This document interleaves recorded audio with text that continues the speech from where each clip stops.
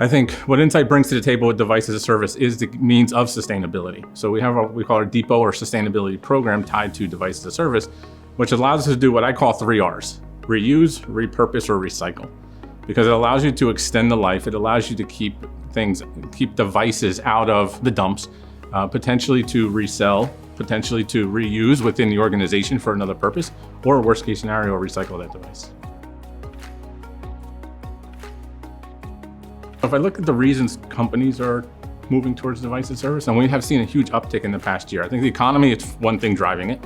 People want money closer to the business. They don't want to put out a large amount of money at one time. I think another one is just expected cost. Because when you do Device as a Service, we can tie the services into the device so you know what you're paying for that device per month, per device throughout the life cycle of that device. I also think it's decrease of technical debt. I think a good DaaS program will help drive modernization.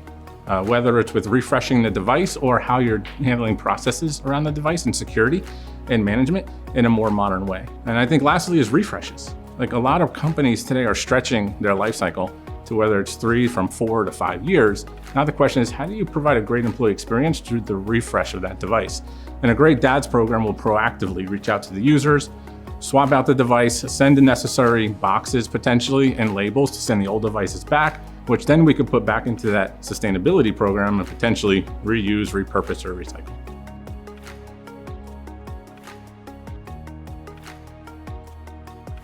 So I think an organization who's a good candidate for Device as a Service is someone who has disjointed processes, increased technical debt, is looking to streamline how they do things at a more predictable cost. Because we deal with large companies at Insight, and some companies have their own brick and mortar locations where they store devices. They have people who image devices, constantly trying to track the devices. It's difficult.